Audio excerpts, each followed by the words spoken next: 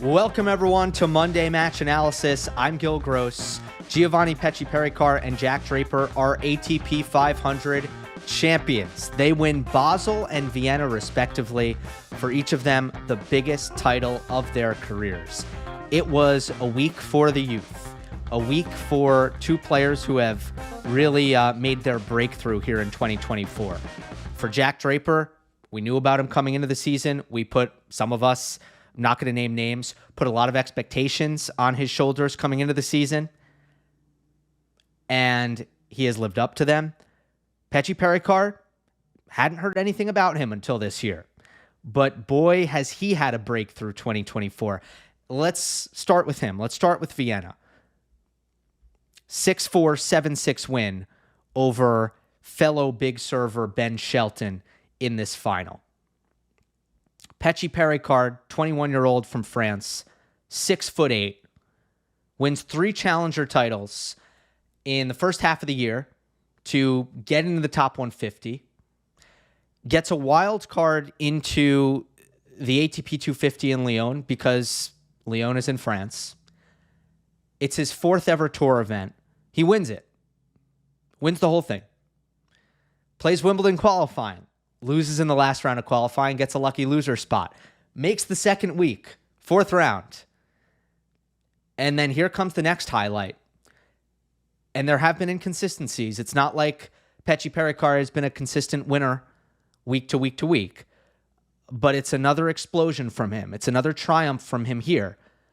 As was Lyon and Wimbledon in their own ways. He now has an ATP 500 title in Basel. 3 top 25 wins this week. He beat Auger-Aliassime. He beat Holger Rune. He beat Ben Shelton. He becomes world number 31. He will be seated at the Australian Open, unless I'm missing something about points to defend in the upcoming weeks for GMP. How does he do it? One shot stands out. He is the next-gen serve bot. He is, dare I say, chief serve bot at the time. He is, dare I say, the most prolific ace artist at his age that I have ever seen. If you put the numbers next to an Isner, next to a Raonic, even next to a prime Pete Sampras, in terms of serves, in terms of how many aces he's hitting and how often he's holding, he is not quite there. He is under those benchmarks, but not by all that much. And he's doing it with pace, and he brings it off of not just the first serve, but the second serve. And I'm going to get into that in detail because I think that is what truly stands out about what he's doing right now. We have seen plenty of big serves in the past. I don't know that we have seen this sort of mentality on both serves at this level of effectiveness.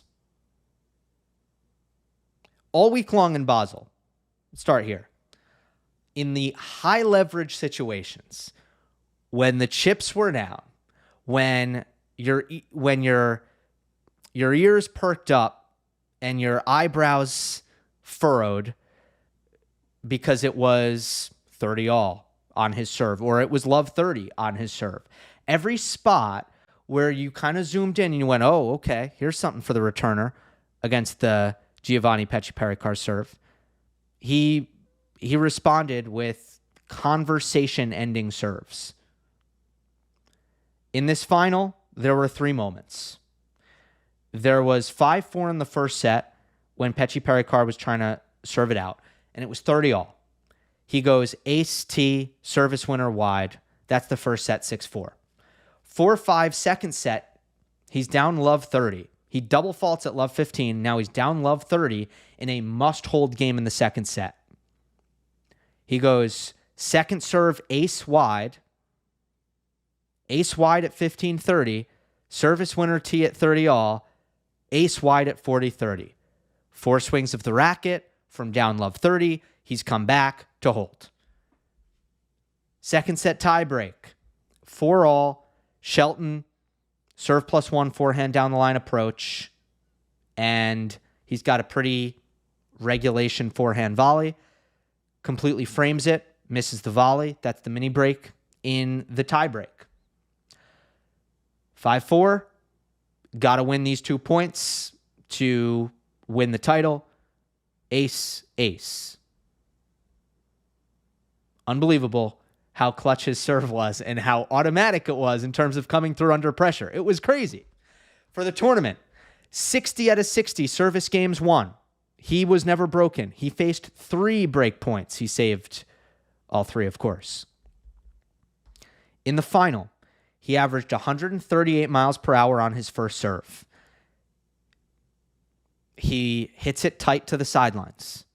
Tour average first serve accuracy is 45 centimeters from the sideline, from either sideline. Take body serves out of the sample. Tour average is 58 centimeters. Mpetshi Perricard averaged 45 centimeters from the sideline in this final. Above average accuracy. You look at first serve points. There were 38 of them. 38 times he landed his first serve. 16 aces. 10 service winners. 10 +1 attacks. And this is all thanks to Tennis Insights for this data. There is 1 neutralizing return by Shelton, and there is 1 return winner by Shelton. The first serve effectiveness by Mpetshi Perricard was 94.6%. And effectiveness means you either had an ace, you either had a service winner, an unreturned, or you had an attack on the third shot of the rally. So 94.6% serve effectiveness.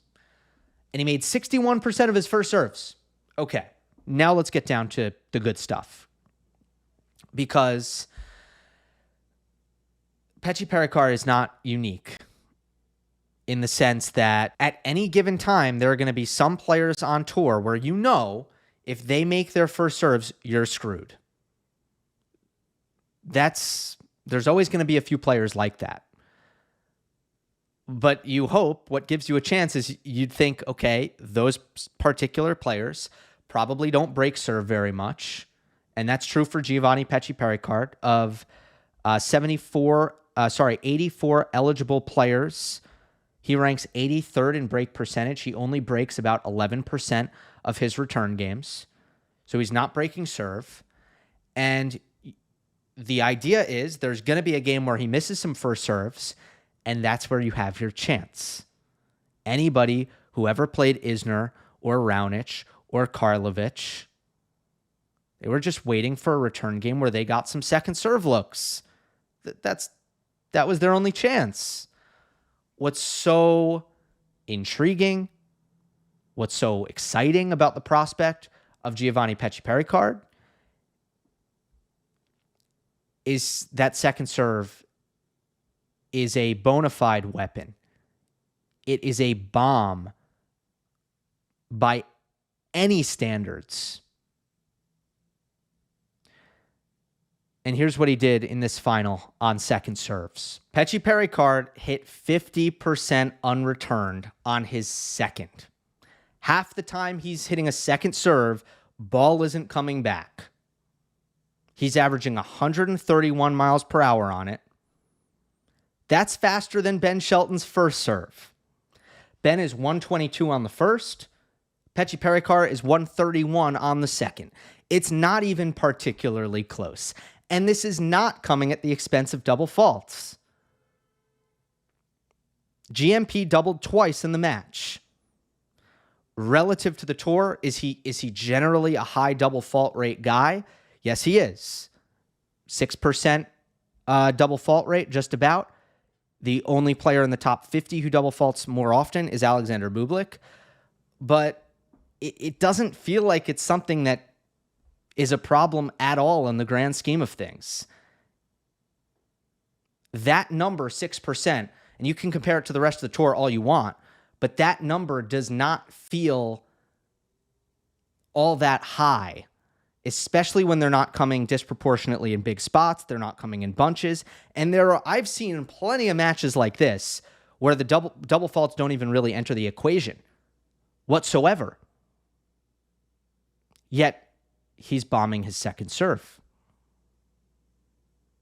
I typically think of Ben Shelton as someone with an excellent second serve.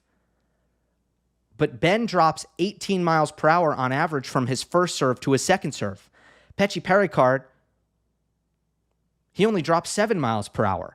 And that's from a guy who hits his first serve 138. He only drops 7.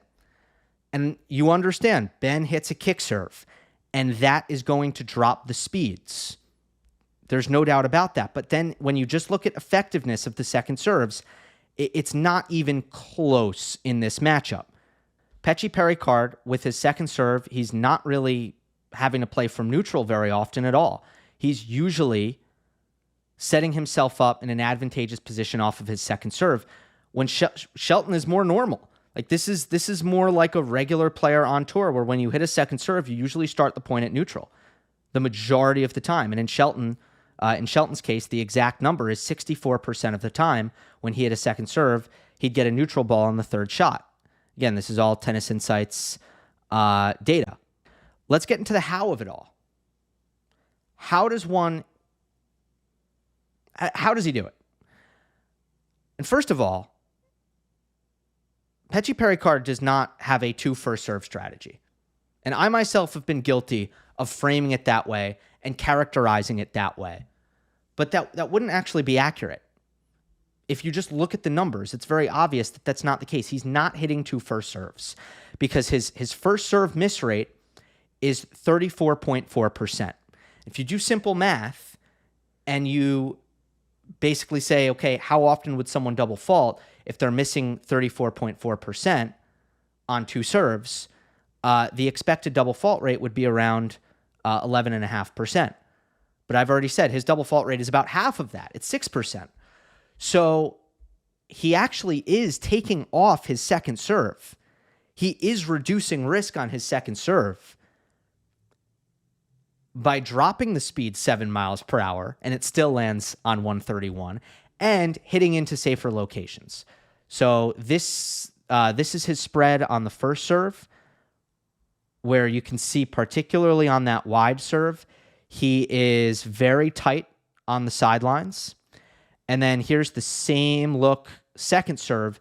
You're going to see a lot more of those dots closer to the middle of the box. You're going to see some of them tight on the sidelines, including that yellow one on the deuce side, which was a big ace and a big spot. I think down love 30, second serve ace out wide.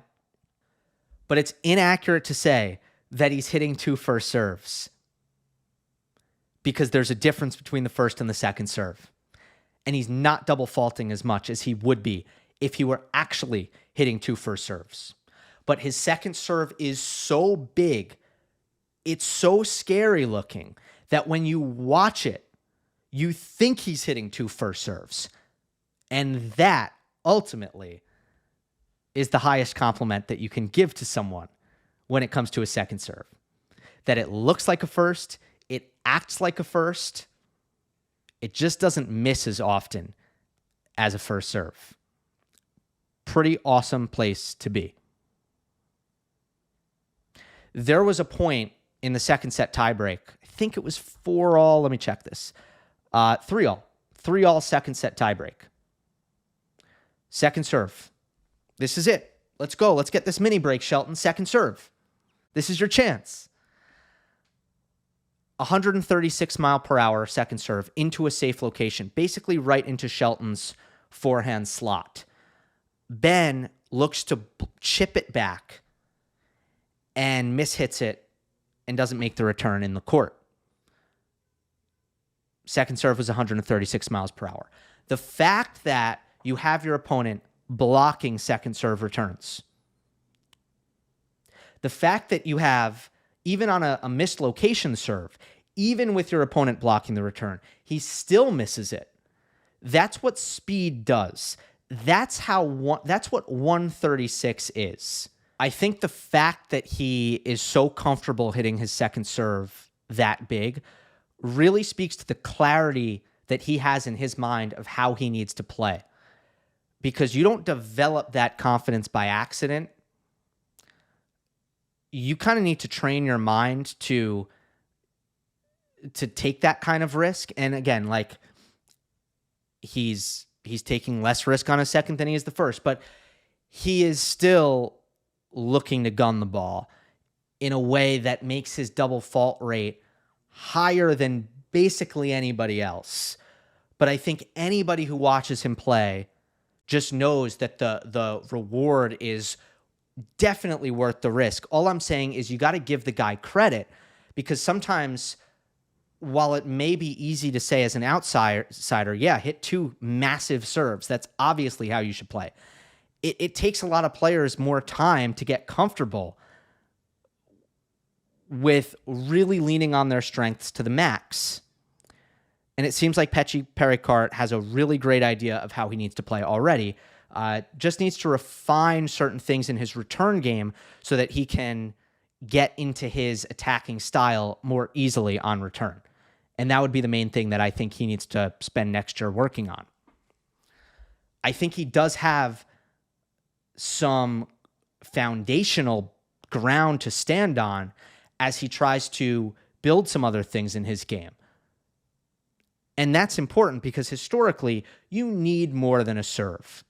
Anybody who tells you that Isner or Karlovic or Raonic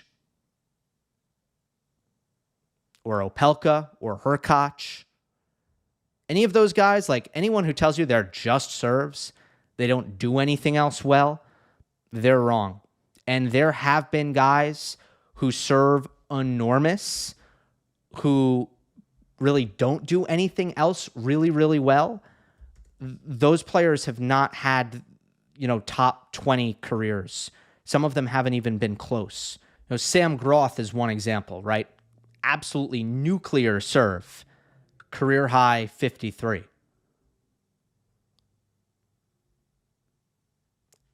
Karlovic came forward and volleyed pretty well. Raonic had a great forehand. Isner had a great forehand. Hurkacz has baseline consistency and really good volleys. Opelka has an excellent backhand, and he has some movement to him where he can hang in baseline rallies with his lateral movement better than all the other guys that I've named. Well, maybe on the level of Hurkacz. And I think there's plenty to look at with Mpetshi Perricard. He's got a big forehand. He has a backhand slice. He has some movement to him. He wants to come in, willingness to come in. Volleys are rough right now, but he certainly has that intention to be someone who comes forward. And I find that he has a knack, and this was especially true watching him at Wimbledon, he has a knack for coming up with something surprising every once in a while. He has the athleticism and the shot-making talent to kind of pull some stuff out when you don't expect it. And that's what he did on break point in the first set with a nice little backhand flick pass that he got. He got it low from a tough position. I mean, he's dead run, 8 feet behind the baseline. Shelton's closing in on the net, and he finds a way to hit this backhand pass really low, get it to Shelton's shoelaces. Ben misses the volley, and that's the break. Now, in that game, earlier on, Shelton had 4 short balls on his forehand, and he missed the first 3, and then the fourth, he kind of babied it, understandably. He had missed 3 in a row, so he kind of babied it, came forward, missed a volley, high backhand volley. And that kind of led to the break serve in the first set. And we mentioned the forehand volley miss by Shelton. The forehand is his weaker volley. I think the technique can go pretty haywire on that. That's what kind of cost him the second set tiebreak. But of course, you look at a player like Mpetshi Perricard, and this is such an important thing to, I think, understand. The mistakes are so amplified when you are playing a guy like that. And don't underestimate how that can affect a player's nerves. I always found watching John Isner, people got tight against John Isner. It doesn't necessarily have to be the scoreboard that makes a player tight. It doesn't necessarily have to be the occasion that they're in a final or something that makes an opponent tight. It can be the opponent in the sense that when you are serving and you don't feel like you have much of a chance to win return games, the pressure is just ramped up constantly. And it can be exhausting. It can fry your nerves. It can make your arm tight.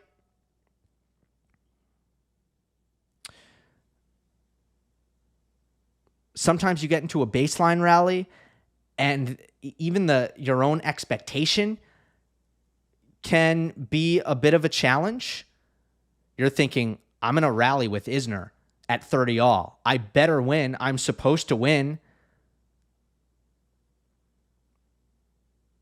Get tight. Be too tentative. Make a bad error. That happened all the time, and that will happen all the time throughout Mpetshi Perricard's career. His opponents will make poor mistakes that they ordinarily wouldn't make because they're feeling extra pressure on their serve games because the importance is ramped up by nature of what GMP does. And the expectation that they're going to win when they have these opportunities. And by the way, same thing on a break point on Mpetshi Perricard's serve. 30-40, you get into a baseline rally, and you're not approaching that rally with the mentality of, okay, if I lose this, it's deuce, and I can still break. You're thinking like, God, I better win. I better win this rally. That can affect a player negatively. Okay, that's what I got on Basel. Let's move on to Vienna. Jack Draper. Biggest title of his career, up to 15 in the world. Can we take a moment? Can we take a moment to say what development this year, what growth this year? People were hitting the panic button after clay court season. Hit me up in the mailbag. What's going on with Draper? To which I responded, it's clay season. That's what's going on with Draper. Everybody calm down. Goes to the grass. Good run in Stuttgart. Kind of redefines his play style. So you actually look back on it. What has it been, right?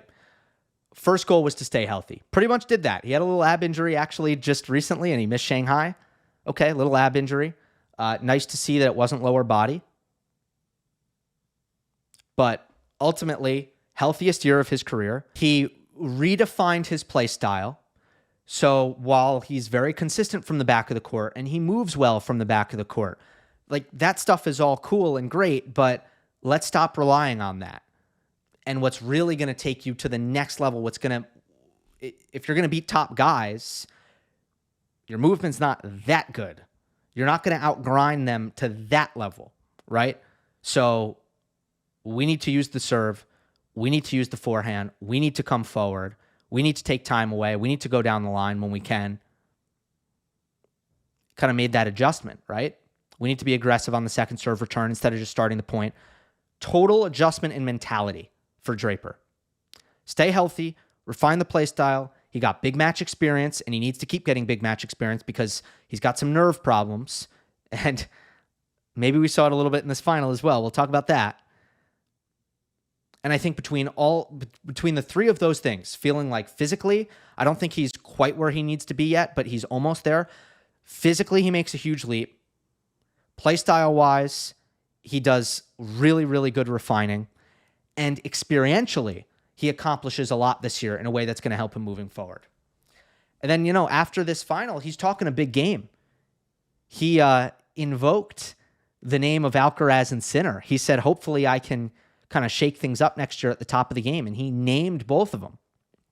And look, I've interviewed him a couple of times at the U.S. Open last 2 years. He is a modest, kind of soft-spoken guy. I think he has confidence, but he also has had a lot of doubts over the years. To hear him talk like that, for me, is pretty meaningful. I think there's a lot of belief, and there should be, because the ability is there as well. Now, as far as the final goes, this match was not what I thought it would be. Scoreline 6-4, 7-5 to Draper. That's not the part that surprised me. What did surprise me is that this match never got physical. And I thought it would.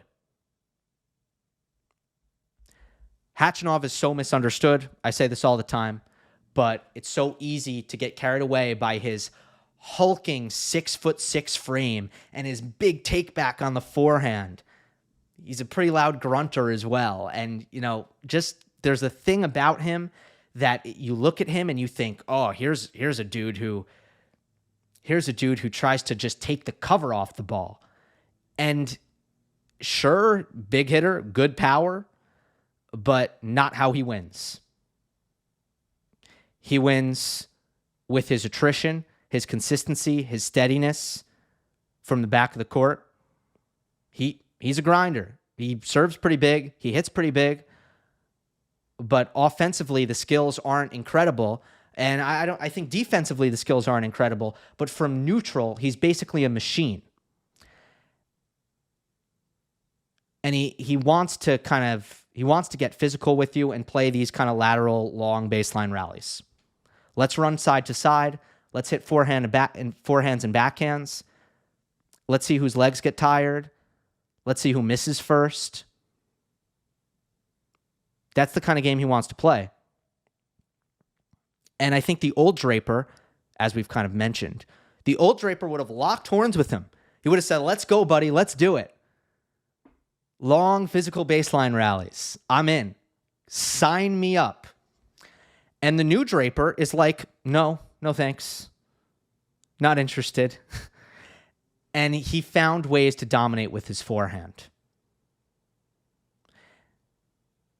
That is where I think the improvement that he's made this year, one of the major improvements he's made this year, was so easy to see in this match. The improvements that Draper has made on his forehand in the last 18 months or so, but I think that's been even accelerated in the last 4 or so months. They showed up in this match. They showed up clear as day. Draper's forehand, he has gotten way better at flattening the ball out. He has gotten way better at finding depth and penetration. He has gotten way better at avoiding the tendency to hit the ball short and spinny, to overspin the ball to the point where, okay, the ball, it's not moving through the court fast enough. And that's great that there's a lot of topspin, but guess what? If you hit a short, spinny topspin forehand, cross court as the lefty, Khachanov isn't going to be bothered by the topspin. He's 6'6". Good luck bouncing the ball above his shoulders. And by the way, even if it gets to shoulder height, Karen's really strong from up there. So he's going to step in, he's going to step forward, he's going to hit strong backhands, he's going to take control of the point. He's going to find opportunities to dictate against you. But Draper, again, was not falling into the tendency to hit short and spinny whatsoever. And there was a lot of conviction in that forehand. There was a lot of precision. He was going down the line a ton, and he's always been able to kind of break the sideline on that short cross-court angle, but you never really had to account for the down the line as much. You could kind of be like, all right, when he goes down the line, he probably won't get the precision on it or the penetration and the zip through the court, where I'm not really too worried about Draper's forehand down the line. So I can kind of camp on the ad side. Khachanov was getting burned over and over again because Draper was ripping the forehand down the line. In fact, Draper had a heavy bias to the forehand down the line and the forehand inside out. Draper wanted to pressure Khachanov's forehand side.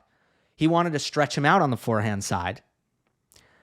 And he did, because Karen in the match hit 169 forehands and 93 backhands. What a number, right? What a number. And that number was born out of Draper on the backhand side going cross court. On the forehand side, not going cross court. Like really trying not to. From the middle of the court, usually taking the ball inside out. Stretching Khachanov out on his forehand, usually going behind him maybe 1 or 2 times after that. And then it felt like every time Khachanov started cheating, started kind of playing the pattern,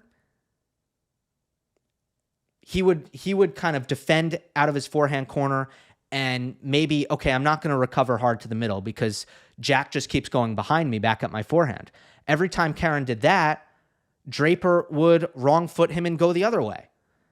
He would have a forehand inside in, and he'd be like hitting a winner into the ocean because Khachanov was nowhere to be seen because Karen was so used to defending his forehand, recovering to the middle, running back to his forehand, going back to the middle, running back to his forehand. And at a certain point, you stop recovering to the middle. And that's when Draper just went the other way. So it felt like when it came to anticipation, the whole match, Khachanov was totally lost, and he could never go the right direction. Ultimately, Jack was spreading the court so well with his forehand, Khachanov just couldn't deal with it. Serve was getting Jack started nicely. Definitely he got a lot of batting practice on the +1 ball. In other words, a lot of great first serves that just kind of set up the forehand in a very ideal position. But there was a game in the second set. It was 1-love, Draper trying to consolidate the early break. Jack got no free points. Jack got no +1 finishes. But he ended up with 3 forehand winners and a forehand forced error on a down-the-line approach. And every single one of those was set up by attacking Karen into his forehand, going hard into Khachanov's forehand and rushing him into that wing, stretching him out into that wing. And that's what Draper did so incredibly well. There are some stats that I have from Tennis Insights that just highlight how precise he was throughout the event on his down-the-line forehand. You could see here the accuracy, the average accuracy for Draper, 37.3% within a meter of the sideline. And normally he's 32%. So about 5% more accurate on that down the line. And then if you look at what he was doing from the middle of the court, again, going inside out from the middle, 43% accuracy within a meter of the sideline. His regular average is 32%, about 12% more accurate from when he was hitting his forehand from the middle of the court. It was the precision, the way he was maneuvering the ball around the court, that's what was making the difference. That's what was putting his forehand in charge so often. It felt like Khachanov, he never got to set his feet and step into a backhand. It just didn't happen. That's what he would love to do. Khachanov did turn the match around. He was down 6-4 4-love. And this 4-love service game was close as well. It got to deuce. So it looked like Draper wins two return points here, and he's serving for a second set bagel. But it completely turns around, and essentially Jack, who was serving really well up until this point, serve went totally AWOL for 2 games. It was very weird. The 180, the extreme turnaround, downward turn that occurred with the serve was pretty strange because he just couldn't make a first serve. Khachanov also started hitting bigger. Draper did not react well defensively to that. Jack was kind of dictating the whole match. He's kind of in charge. As soon as Khachanov started to kind of find some opportunities, first of all, getting into more rallies because he was making good returns, and then just kind of hitting a bit bigger from the back, Draper ended up going for some pretty dumb kind of counterattacks, just making some low percentage decisions. Maybe that's because he spent so much time in control that once he started to feel that control kind of going away, he just didn't react all that well, and he was trying to kind of take back the control in one swing of the racket, not really trusting his defense. He did make some good defensive plays down the stretch, but there was a point there while Khachanov was coming back that Draper missed a bunch of counterattacks, really. And ultimately, the forehand cooled off. But the one thing that was impressive about what Draper did here was there was no panic emotionally. Maybe there were nerves, although it didn't seem like Draper got extremely tight. And he said he didn't get that tight. He just kind of lost it there, lost the momentum. And for me, that's kind of what it looked like. But there was no panic emotionally, and there could have been. Boy, I was up a set in 4-love in this 500 level final, and I blew that lead. It's difficult to just brush that off. Win the set 7-5. That's what Draper did. And I don't think those last couple games, I don't think his forehand really ever got back to dominating the match like it had through a set in 4-love. I think it stopped dominating. Draper found a lot of other finishing options. And yes, there were a couple of serve plus ones on, forehand drive volleys. There were a couple of forehand down the lines that landed, but ultimately, I think Draper found a lot of other options. In this 4-5 game, he found 2 kind of short angle cross-court backhands for winners. Those were big. Some nice backhand drop shots. Great play against Karen. And as soon as Jack wasn't blasting the ball through the court as easily or as often, he started coming in. And he's serving for it at 6-5. He comes forward, makes this really kind of incredible reflex volley on his backhand. Khachanov probably should have made a better pass, but still a pretty remarkable reflex volley. Then he served and volleyed on match point. Options, finishing options. He is better than Khachanov when he moves inside the court with his forehand. He is a better volleyer than Khachanov. He hits better drop shots than Khachanov. He spreads the court better with the forehand than Khachanov when he's in the middle of the court. Karen, he struggles to not be pretty linear. And he struggles to time his forehand down the line. Doesn't hit the forehand down the line very well at all. Goes cross-court well. But, all of those things make it so that Draper is a more clinical finisher. And that's what made a big difference in this match. That said, some positives for Khachanov. He looks like himself again. He's back to himself. This was his first semifinal since Miami of last year. And if you'll remember, at that point in time, Khachanov, U.S. Open semifinal, Australian Open semifinal, Miami semifinal. I think Roland Garros, quarterfinal, and then he got hurt. That's where he had the back injury. But at that point in time, things were like really good for Karen. Hadn't looked the same to my eyes for that, entire year of time. When he came back from the injury, U.S. Open last year wasn't quite ready to go. He did win the title in China. But then all through this year, it's like, all right, Khachanov kind of looks like the 30th best player in the world right now. We know he's kind of probably should be better than that, especially because, it's not as if he's on the wrong side of his prime. Wins the Almaty title last week, ATP 250. Well, highest ranked opponent was Alexander Vukic, world number 85. Didn't really prove much. This week was a different story. He proved a lot, and he looked great to me. Back to his regular self, incredibly steady off the ground, above average serving, mentally unshakable, physically indestructible. Are the negatives there as well? Yes. And what holds him back is finishing. He doesn't have any touch. He is not super precise or reliable when he has to move inside the court. He's much better from behind the baseline. As soon as he moves inside the baseline, things start getting a little shaky. His serve, I know I just complimented his serve and I said it's good. I said it's above average, right? Not for a 6'6" guy. He won 64% of his first serve points in this final. And I've just always thought he could be more explosive on it, that he could back it even a little bit more. He's a far cry from prime Medvedev or Zverev when it comes to the serve. And his defense is average. And for a player who doesn't have great finishing, but also kind of has average defense, you're really reliant on the ability to kind of just play from neutral from the back of the court and beat your opponents that way, which he does so well.